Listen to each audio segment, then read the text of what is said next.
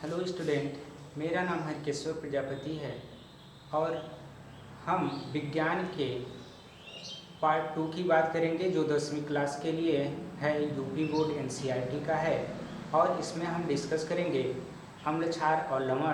पहले पार्ट में हम रासायनिक अभिक्रिया एवं उसके समीकरण का अध्ययन किए और यह दूसरे समीकरण, अब दूसरे चैप्टर में हम बात करेंगे अम्ल, क्षार और लवण की बात करेंगे। आइए देखते हैं अम्ल, क्षार और लवण क्या होते हैं, उसके बारे में डिटेल अध्ययन करते हैं। तो हमें इसमें ये देखना होगा कि अम्ल क्या हैं, क्षार क्या हैं और लवण क्या हैं। तो इसमें हमें सबसे पहली बात तो ये पहचानना होगा कि अम्ल क्या होते हैं, क्षार क्या होते हैं और लवण क्या होते हैं। उसके बारे में, उसके भौतिक लक्षणों के बारे में हमें अध्ययन करना होगा, उसके रासायनिक गुणवत्ता के बारे में अध्ययन करना होगा और साथ ही साथ उसमें होने वाली रासायनिक अभिक्रियाओं के बारे में अध्ययन करना होगा। इस तरह से हम पूरे चैप्टर को हल करेंगे और उसमें देखेंगे अम्ल, क्षार और लवण आपस में मिलते हैं तो क्या यानी बनाते हैं, उसके बारे में भी डिस्कस करेंगे। तो आइए देखते हैं अम्ल के बारे में। अब यहाँ हम देखेंगे इसकी परिभाषा क्या होती है अम्ल की। तो अम्ल की वे परिभाषा होती है जो स्वाद में खट्टे होते हैं। अगर भौतिकी में देखा जाए तो जिनके स्वाद खट्टे होते हैं वे अम्ल कहलाते हैं।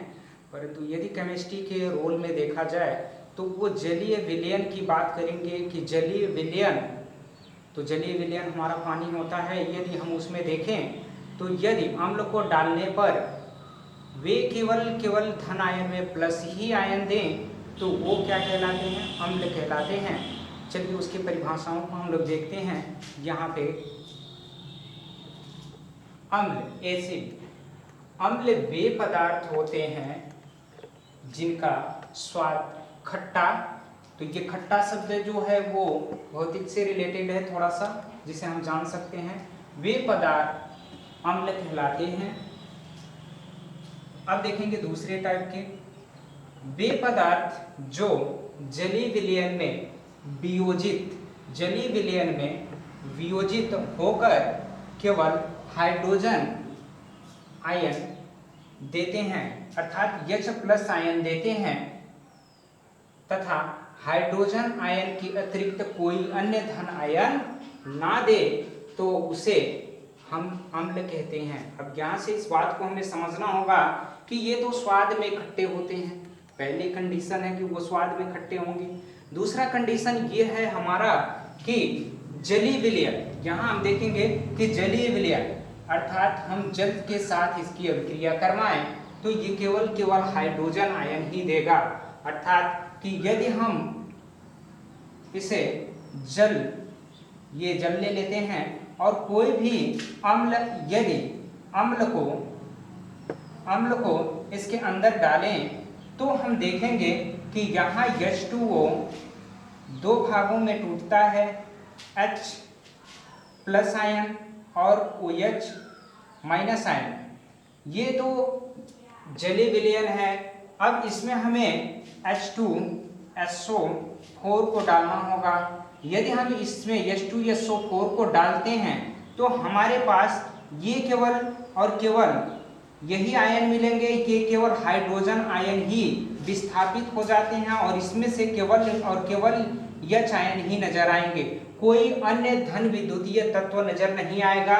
बाकी ऋण विद्युतीय तत्व ये तो रहेंगे ही रहेंगे, लेकिन अन्य कोई धन विद्युतीय तत्व के अलावा अन्य कोई धन विद्युतीय तत्व नहीं शामिल होगा। ओनली फॉर केवल हाइड्रोजन आयन ही देता है। तो उसे हम कहते हैं कि यह क्या है, अम्ल है।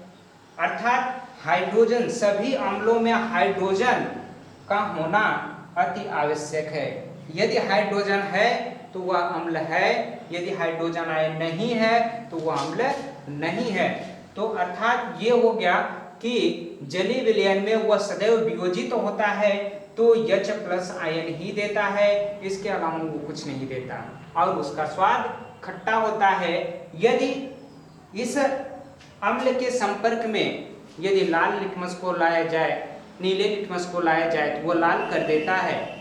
मतलब ये है कि यह अपने रिएक्शन के द्वारा वह नीले लिटमस को लाल कर देगा। ठीक, तो ये हम देखें दो परिभाषाएं इसकी। अब हम इसके लक्षणों के बारे में और पढ़ेंगे आगे। ये इनके कुछ लक्षण हैं, देखते हैं। पहला लक्षण ये है कि ये स्वाद में खट्टा होता है। अब यहाँ देखेंगे दूसरा लक्षण ये है कि ये जली विलयन में यक्ष आयन देते हैं। तीसरा है यह नीले लिटमस पेपर को लाल कर देता है। और चौथा है यह कपड़े पर पड़ने पर उसे जला देते हैं, यह त्वचा पर फफोले डाल देता है। तो हम यहाँ देख रहे हैं कि सभी में उसकी गुणवत्ताएं जो हैं वह पहले में हमने पढ़ा कि वे स्वाद में खट्टे होते हैं। तो यदि हम इससे जिह्वा से चखते हैं तो उसका स्वाद खट्टा होता है, और यदि स्वाद उसका खट्टा होगा तो जिह्वा पे फफोले भी पड़ने का डर होता है। और वह स्वाद इसलिए खट्टा होता है क्योंकि वह जिह्वा पे हमारा जली विलयन बन जाता है, जिससे यच आयन देने लगता है, और यच आयन के कारण ही उसका स्वाद खट्टा होता है। और नीले लिटमस को वह लाल कर देता है। यदि नीले लिटमस पेपर को यदि उसके संपर्क में ले जाया जाए तो वह लाल हो जाता है। तो हम देखेंगे नींबू के पास यदि नीले लिटमस पेपर को रख देते हैं तो वह लाल रंग देने लगता है, यानी वह पेपर रेड कलर का हो जाएगा। यदि हम देखते हैं कि वह कपड़े के ऊपर पड़ जाता है तो कुछ दिनों के बाद वह कपड़ा वहीं से फट जाता है। तो इस तरह से इसके कुछ लक्षण हैं जिनको याद रखना जरूरी होगा कि अम्ल के क्या क्या लक्षण होते हैं। तो ये सारे लक्षण हैं उनके। अब हम पढ़ेंगे कि क्षार के बारे में कि क्षार आखिर होते क्या हैं।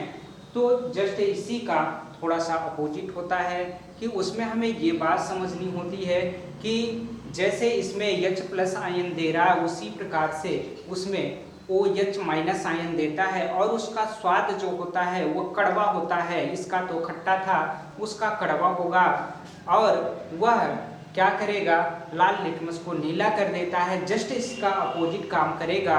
तो उसके बारे में हम पढ़ते हैं, आइए देखते हैं। अब हम यहाँ देखेंगे कि क्षार जो है बेस, वे पदार्थ जिनका स्वाद कड़वा होता है वे क्षार कहलाते हैं। यदि हम चख कर उसे पता लगाना चाहें तो कैसे चख के पता लगाएंगे, या उसका स्वाद लेके, तो जिसका कड़वा होगा उसमें क्षार की गुणवत्ता होगी, यानी उसमें क्षार उपस्थित होगा। यदि हम उसे उसके रासायनिक गुणों का परीक्षण करना चाहें तो उस आधार पे हम कह सकते हैं, क्या कहेंगे, वे पदार्थ जो जली विलयन यानी जल के साथ खोलने पर जली विलयन में हाइड्रोजन ऋण आयन दे, अर्थात OH आयन देता है, कोई अन्य ऋण आयन ना दे। मतलब जो ये है कि OH ऋण आयन तो है और उसके साथ कोई अन्य ऋण आयन न दे तो उन्हें हम क्षार कहते हैं। जैसे मान लीजिए कि हम जल ले लिए और इसमें मिलाते हैं, इसमें तो H2O पहले से है, तो हम मिलाएं, इसमें क्या मिलाएं कि हमारे पास NaOH है, ये है।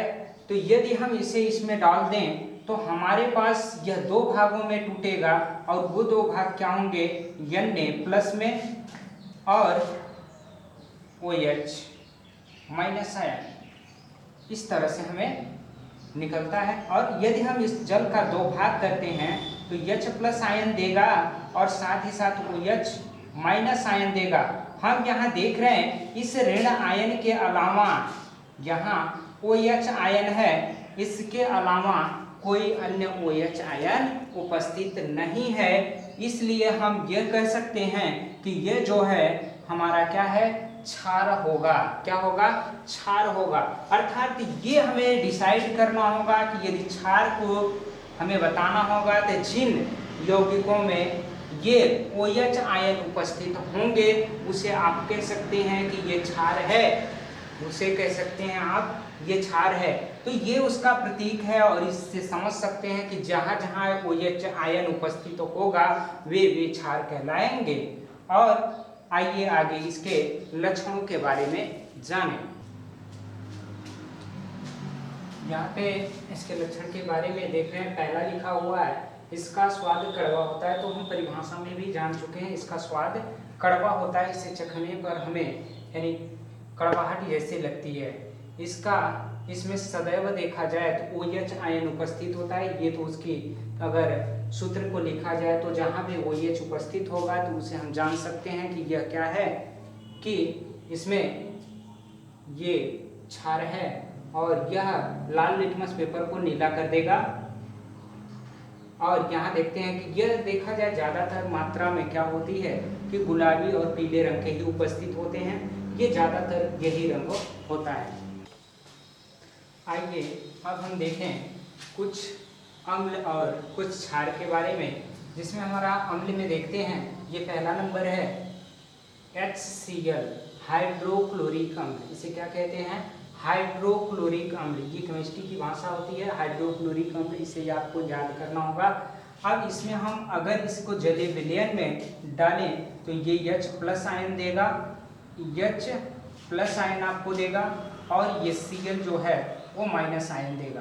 तो इस जलीय विलयन में H+ आयन उपस्थित हो गया, अतः ये क्या होगा? अम्ल होगा। यहाँ से हम देखेंगे कि यदि H2SO4 लिखा हुआ है, इसे जलीय विलयन में हम डालें तो H जो है वो प्लस आयन देगा और SO4 जो होगा वो माइनस आयन देगा। यहाँ डबल माइनस आयन होता है, ये डबल प्लस के लिए इसीलिए 2 लगा दिया जाता है यहाँ पे, ताकि ये 2 हो जाए। तो यहाँ हम देखेंगे कि हाइड्रो जो प्लस आयन है वो H आयन के अतिरिक्त तो कोई अन्य आयन नहीं है, इसी वजह से ये क्या होते हैं? अम्ल होते हैं। अब हम देखेंगे कि इसमें भी H उपस्थित है, इस वजह से H आयन देगा, और NO3 जो है वो माइनस आयन देगा। और यहाँ से देखते हैं कि यह जो होता है सल्फ्यूरिक अम्ल होता है। क्या होता है? सल्फ्यूरिक अम्ल। इसे हम दूसरे वर्डों में ये भी कह सकते हैं कि यह हाइड्रोजन सल्फेट होता है, हाइड्रोजन सल्फेट होता है। और यहाँ पे हम देखेंगे कि HNO3 जो लिखा हुआ वो नाइट्रिक अम्ल है। क्या है? नाइट्रिक अम्ल है, और ये प्लस आयन देगा। अब यहाँ से हम देखेंगे कि यह जो हमारा है वह यह एसिटिक अम्ल है। एसिटिक में यह पूरा का पूरा यहाँ से लेकर यहाँ तक ये माइनस आयन देते हैं, और इसमें जो ये उपस्थित होता है वो हमारा प्लस आयन देता है। इसका सूत्र होता है CH3COOH होता है, जिसे एसिटिक अम्ल कहते हैं, और ये H जो है उपस्थित है वह प्लस आयन देता है। अब हम क्षार की बातें देख लेते हैं कि क्षार में क्या चीजें हैं। यहाँ से हम देखेंगे पहला हम जो क्षार लिए हैं वो क्या है?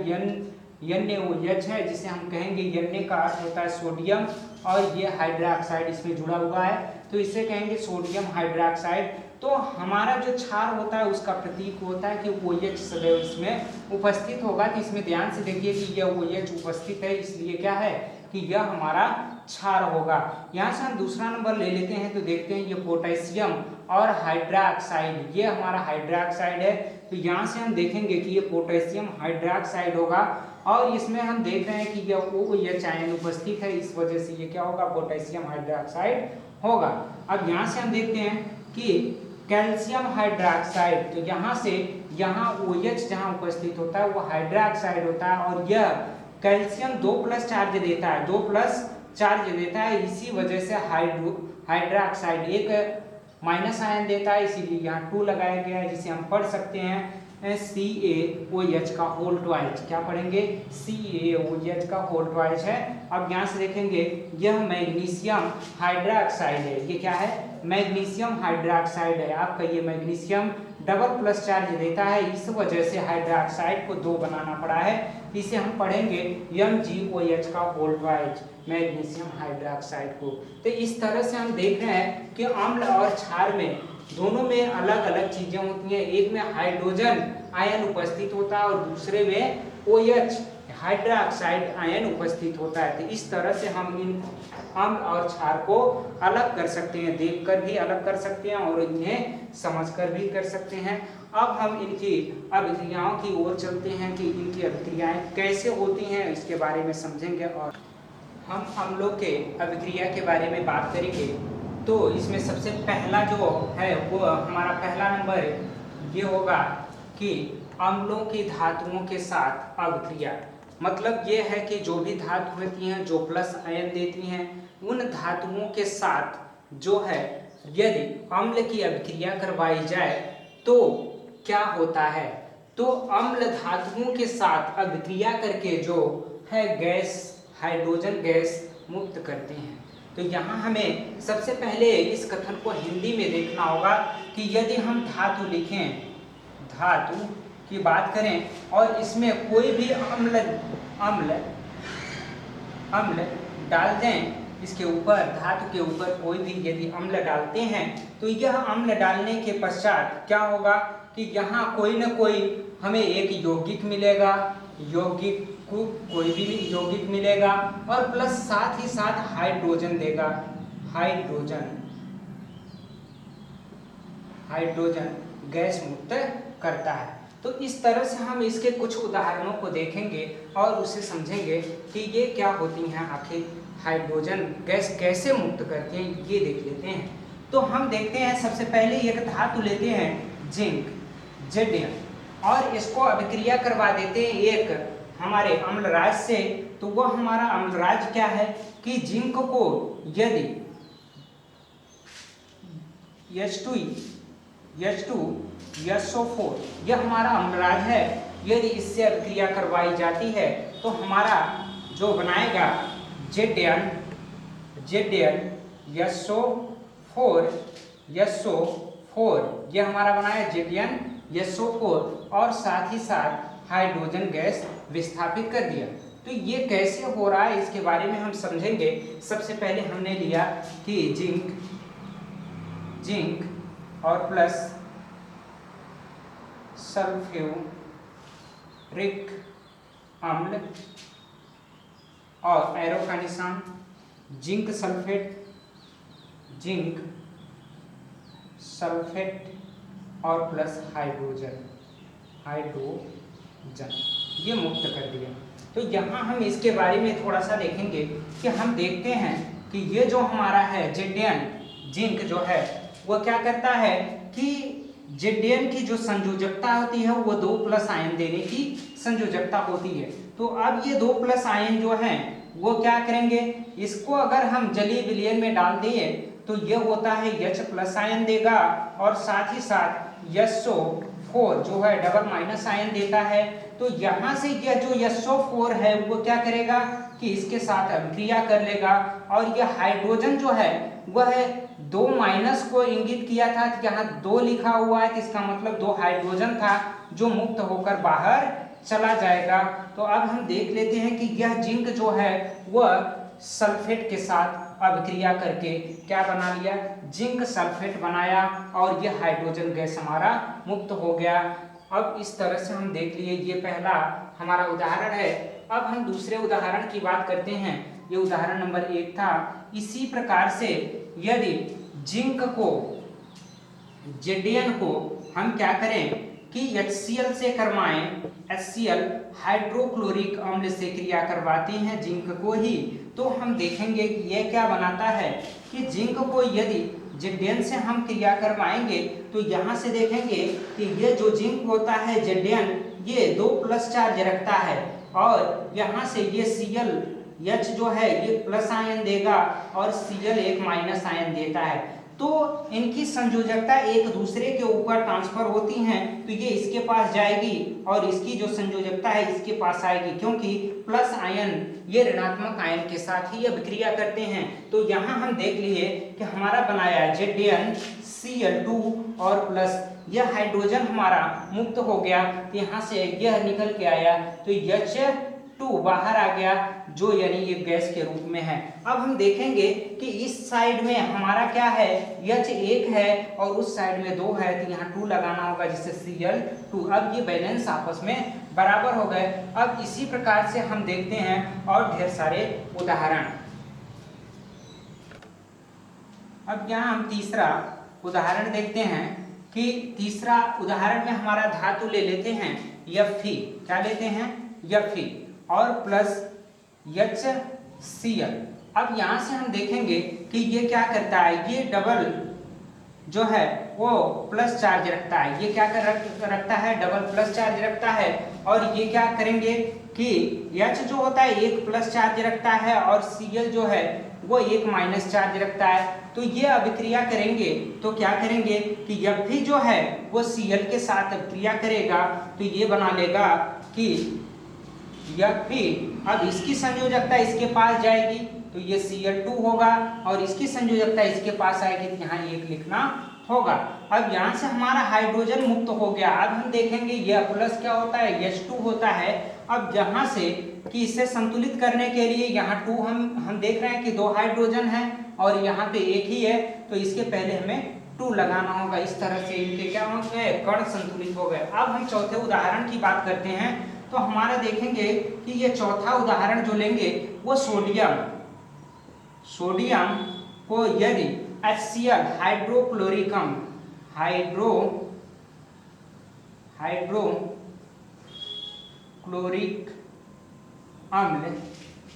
अम्ल के साथ अभिक्रिया करवाते हैं तो क्या बनाएगा। यदि हम सोडियम को हाइड्रोक्लोरिक अम्ल के साथ अभिक्रिया करवाते हैं, सोडियम क्लोराइड और साथ ही साथ वह हाइड्रोजन देगा, वो हाइड्रोजन मुक्त करेगा। तो यहाँ से हमें देखना होगा कि Na और प्लस HCl क्या होता है, HCl एरो का निशान। यहाँ से हम देखेंगे कि इस पे कितने चार्ज होते हैं, Na पे ये प्लस चार्ज होता है और यहाँ से हम देखेंगे H पे एक प्लस चार्ज होता है और Cl पर एक ही माइनस चार्ज होता है। तो यह जो होगा इसके साथ अभिक्रिया कर लेगा और यह बनाएगा NaCl और प्लस क्या देगा, हाइड्रोजन गैस H2।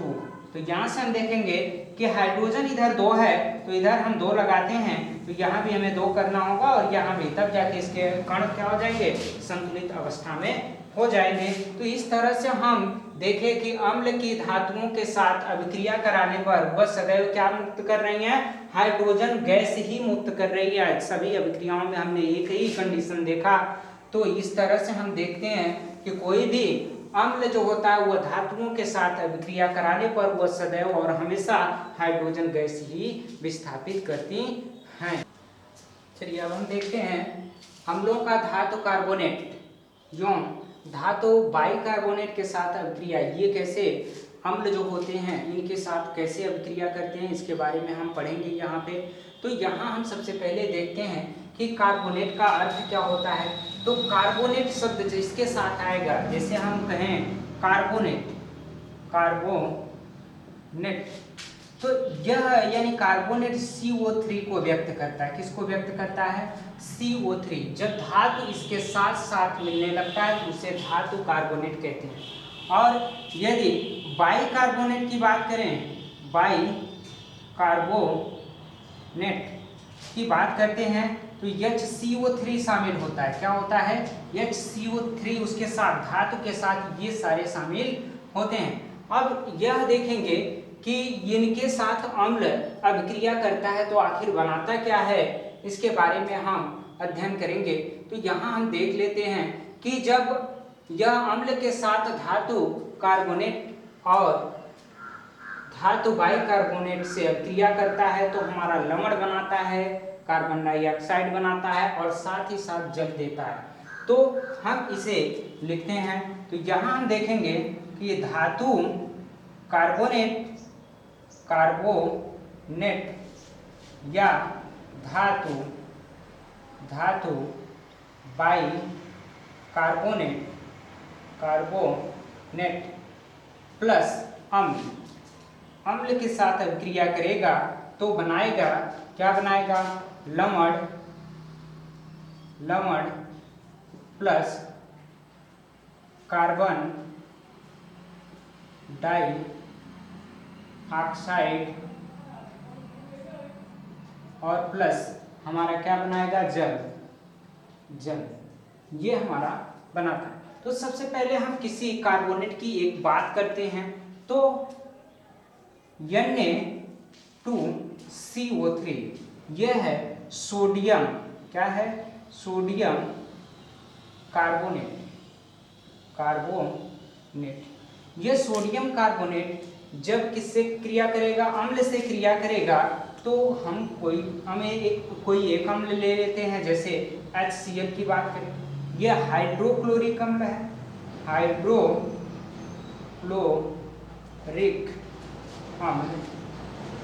हाइड्रोक्लोरिक अम्ल की बात कर दिए, यह हाइड्रोक्लोरिक अम्ल हो गया। अब इससे ये अभिक्रिया करेगा तो क्या क्या बनाएगा, हम सबसे पहले देख लेते हैं कि इसकी क्या होती है स्थिति। तो यहाँ से Na जो होता है एक प्लस चार्ज रखता है, तो ये 2 है, तो यह इसके पहले 2 समझेंगे कि ये 2 प्लस चार्ज रखा हुआ है। और यहाँ से हम देख लेते हैं कि यह CO3 जो होता है वो इसके हिसाब से देखा जाए तो डबल माइनस चार्ज होगा CO3 से। अगर हम इसको अलग अलग करते हैं तो कार्बन CO2 कार्बन डाइऑक्साइड को हम अलग कर लिए तो इस पे कोई भी चार्ज नहीं होगा, लेकिन इसमें से अगर एक ऑक्सीजन को हम अलग कर लेते तो इस पे डबल माइनस चार्ज अलग हो जाएगा। अब हम क्या करेंगे कि यहाँ पे देखते हैं, यहाँ पे हमारे पास है H प्लस चार्ज है और ये Cl जो है एक माइनस चार्ज है। तो अब देखेंगे कि यह जो Na है वह किसके साथ, Cl के साथ अब क्रिया करेगा और एक लवण बनाता है। तो क्या हमारा बना दिया NaCl, क्या बनाया NaCl, और इसकी एक एक संयोजकताएं आपस में संतुष्ट हो गई। अब इसमें से हम देखेंगे कि इसके पास कोई संयोजकता नहीं है, ये किसी से अभिक्रिया नहीं करने वाला है, तो इसलिए कार्बन डाइऑक्साइड को हमें लिखना होगा आगे। तो प्लस ये CO2, यह हमारा कार्बन डाइऑक्साइड हो गया। अब हमारे पास बचा हुआ है यह 2 संयोजकता लिए हुए ऑक्सीजन बचा हुआ है और एक संयोजकता लिए हुए ये, तो इसकी संयोजकता इसके ऊपर जाएगी, तो यहाँ से बनाएगा H2O। इस तरह से हम देखें कि यह सोडियम क्लोराइड और प्लस कार्बन डाइऑक्साइड और प्लस जल, इस तरह से हम देखें कि यह अभिक्रिया होती है। अब हम देखेंगे कि बाइकार्बोनेट के साथ यह कैसे अभिक्रिया करती है आगे। अब हम उदाहरण नंबर 2 की बात करते हैं कि यह कैसे अभिक्रिया करता है। तो यहाँ से हम उदाहरण नंबर 2 लेते हैं, तो ये देखते हैं कि NaHCO3 ये होता है हमारा सोडियम बाइकार्बोनेट। ये हमारा क्या है, सोडियम बाइकार्बोनेट। ये देखेंगे कि जब अम्ल से क्रिया करेगा HCl से हाइड्रोक्लोरिक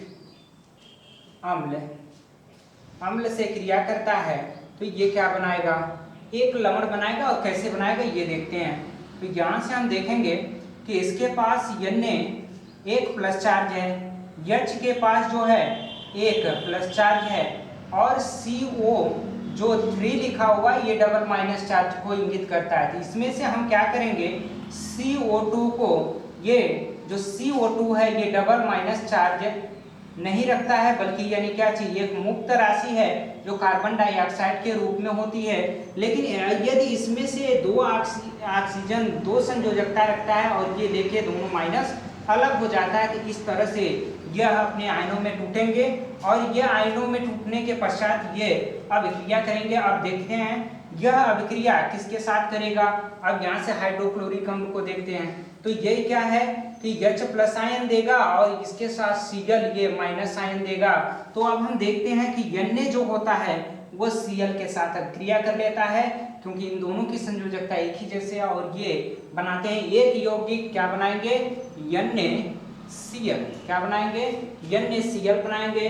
अब यहाँ से ये एक मुक्त राशि है, ये मुक्त राशि को लिखेंगे कि जो हमारा कार्बन डाइऑक्साइड है तो CO2, ये कार्बन डाइऑक्साइड को लिखें। अब हमारे पास जो बचा हुआ है एक हाइड्रोजन यहाँ है और एक यहाँ पे है और यहाँ 2 हमारे पास क्या है, ऑक्सीजन है। तो हम देखते हैं कि यह अभिक्रिया करता है तो पानी आपस में बनाता है। इसको लिखते हैं H2O।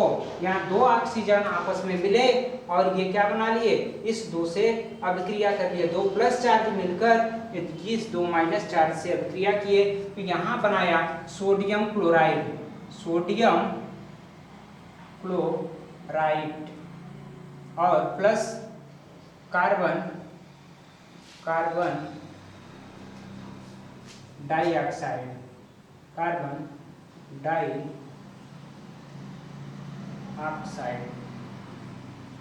और प्लस जल। इस तरह से हम देख रहे हैं कि सोडियम बाइकार्बोनेट भी इसी तरह से अभिक्रिया करता है। आइए हम तीसरे उदाहरण की बात करते हैं, उदाहरण नंबर 3। आगे उदाहरण नंबर 3 में हम बात करेंगे कि सोडियम कार्बोनेट NaCO3 अभिक्रिया करे H2SO4 से। तो ये अभिक्रिया करके क्या बनाएगा, यहाँ पे हमें ये देखना है। तो यहाँ हम देख रहे हैं कि जो Na है वो प्लस चार्ज रख रहा है और Na2, यहाँ 2 छूट गया। यहाँ से देखिए CO3, इसमें से अभी अभी आपको बताया CO2 अलग होता है और इसके साथ क्या होता है, O डबल माइनस होता है। तो इस तरह से ये अपने आयनों में टूटे और यहाँ से हम देखेंगे कि अब ये जो होगा हाइड्रोजन H प्लस आयन देगा और SO जो है 4 ये डबल माइनस आयन देता है। तो अब हमें जो अभिक्रिया करवानी है उसमें ये देखना है कि यह जो है सोडियम वह SO4 के साथ अभिक्रिया करेगा तो यह बनाएगा एक लवण, क्या, सोडियम सल्फेट अब देखिए इसकी संयोजकता 2 है और इसकी संयोजकता 1 है, तो इसकी संयोजकता जो होगी इस पे आएगी तो ये हो जाएगा Na2SO4, ये हमारा बना। और प्लस हम देखेंगे कि यहाँ एक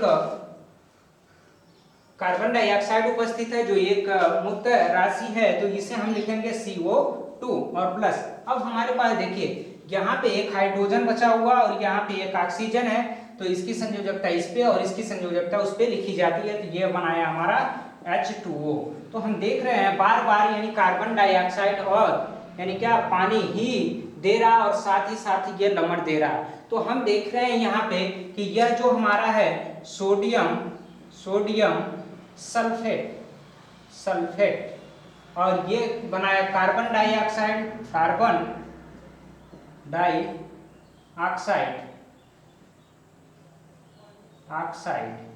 और यह हमारा जल है, क्या है, जल है। इधर हमने अभिक्रिया करवाया था यह सोडियम कार्बोनेट से, किससे, सोडियम कार्बोनेट। यह है आपका सल्फ्यूरिक अम्ल।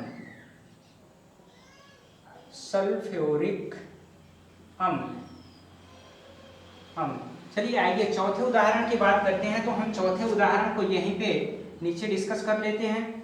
चौथा जो उदाहरण होगा NaHCO3। अब इसकी बात करते हैं तो यहाँ से हम देखेंगे H2SO4 से यह अभिक्रिया करेगा तो क्या बनाएगा Na2SO4 और प्लस CO2 और साथ ही साथ H2O देगा। इसकी भी अभिक्रिया इसी तरह से आप समझ सकते हैं कि आगे जो सोडियम बाइकार्बोनेट है वह यानी H2SO4 से कैसे अभिक्रिया करके बनाएगी। अब हम आगे देखते हैं। अब हम छठवें उदाहरण की बात करते हैं, उदाहरण नंबर 6। ध्यान से देखिए उदाहरण नंबर 6 क्या है, कैल्शियम कार्बोनेट की बात करें, कैल्शियम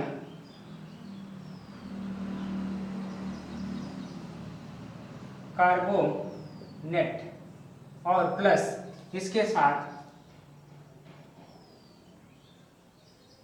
सल्फ्यूरिक अम्ल के साथ यह अभिक्रिया करेगा तो देखते हैं क्या बनाता है। यह अभिक्रिया करने पे बनाएगा सबसे पहले लवण।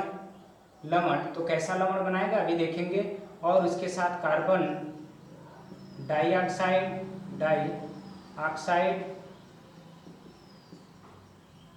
और प्लस ये जल बनाएगा। तो यहाँ से हम देख लेते हैं कैल्शियम कार्बोनेट क्या होता है, CO3 क्या होता है, CaCO3 होता है, और प्लस ये सल्फ्यूरिक अम्ल है तो H2SO4 की बात करेंगे। अब ये अभिक्रिया करेंगे, तो कैसे अभिक्रिया करेंगे यहाँ आइए देखते हैं। तो यहाँ से देखेंगे Ca जो होता है वो डबल प्लस चार्ज देता है, क्या देता है, Ca जो है वो डबल प्लस चार्ज देता है, और यहाँ से हम देखेंगे CO3 जो है वो डबल माइनस चार्ज देता है। तो अभी अभी हम इसके दो भागों को जानते हैं, CO2 को और साथ ही साथ O डबल माइनस को जानते हैं। तो इस तरह से हम देख रहे हैं कि ये अपने आयनों में टूटे। तो यहाँ से हम देखेंगे कि जो हाइड्रोजन होगा वो हाइड्रोजन एक प्लस आयन देता है, और साथ साथ SO4 जो होता है वो डबल माइनस चार्ज देता है। तो यहाँ से देखिए इस तरह से ये हो गए। अब यहाँ से हम देख रहे हैं कि यह जो C कैल्शियम है वह सल्फेट के साथ अभिक्रिया करेगा, क्या बनाएगा, कैल्शियम सल्फेट, यानी CaSO4 क्या बना लिया, CaSO4। और ये जो हमारा कार्बन डाइऑक्साइड है ये तो मुक्त हो गया, यहाँ से देखेंगे CO2, और साथ ही साथ यहाँ से बचे क्या चीज, ऑक्सीजन बचा हुआ और हाइड्रोजन, तो इसकी संयोजकता इस पे और इसकी इस पे चली जाएगी, तो ये बनाएगा H2O। तो यहाँ से देखते हैं ये कैल्शियम सल्फेट,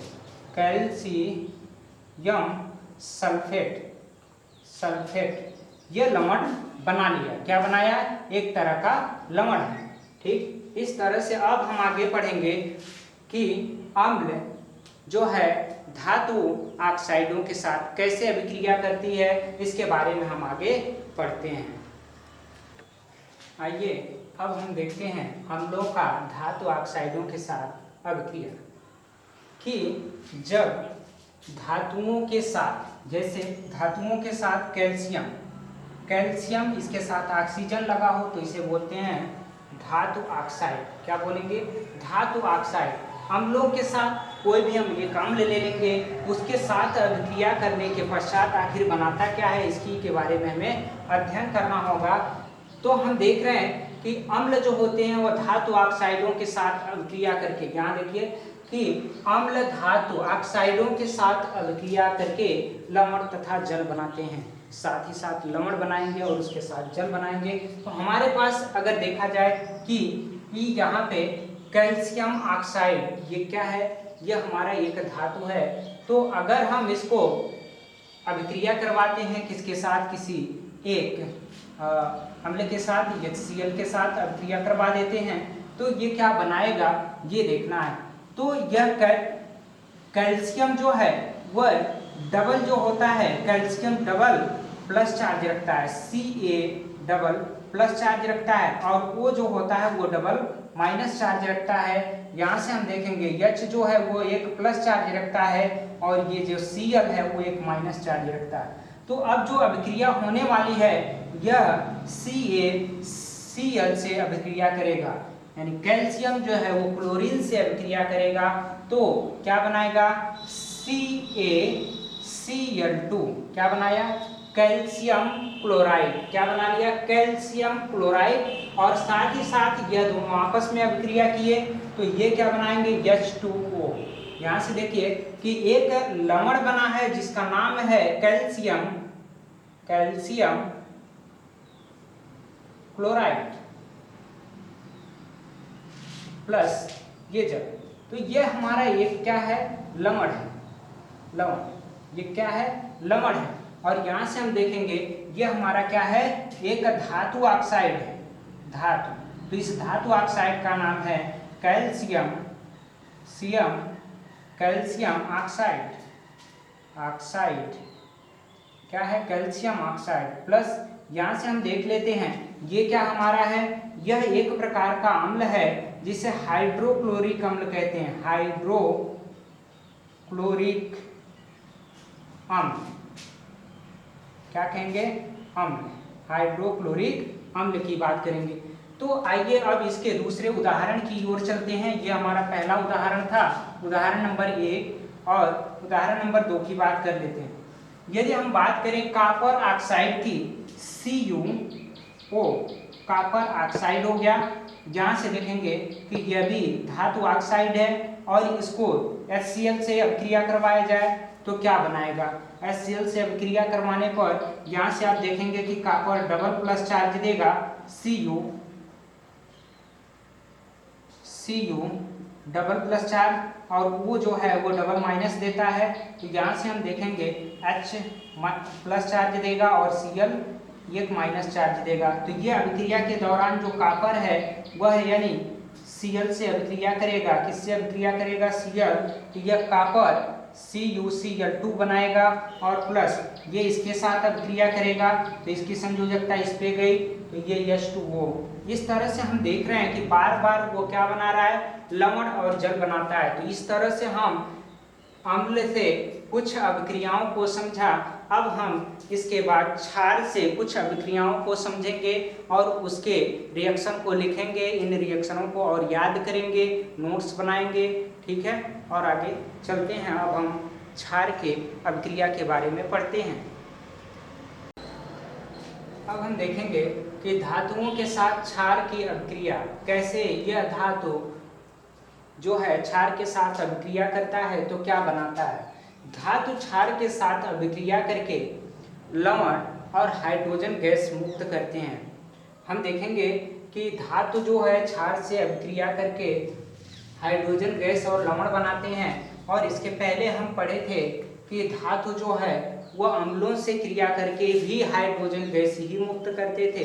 तो यहाँ हम एक उदाहरण से समझते हैं ये कैसे होगा। तो हम देखते हैं पहले Zn जिंक। जिंक हमारा एक धातु है, यह NaOH, यह सोडियम हाइड्रोक्साइड है। क्या है? सोडियम हाइड्रोक्साइड,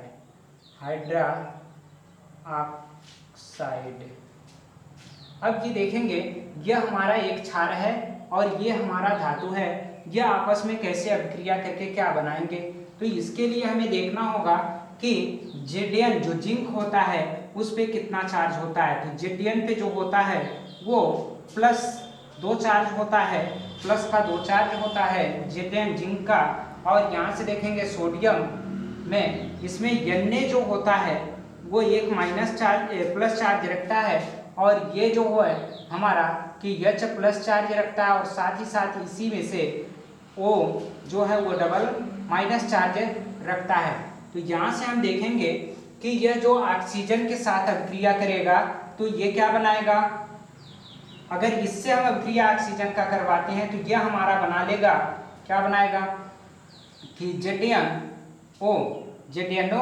अब यह यानी किससे अभिक्रिया करेगा, इस Na से अभिक्रिया करेगा तो क्या बनाएगा Na2 ZnO।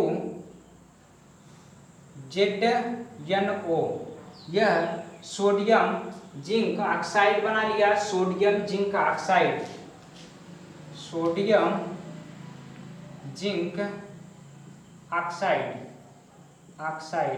ये बनाया, और साथ ही साथ ये हाइड्रोजन में मुक्त कर दिया।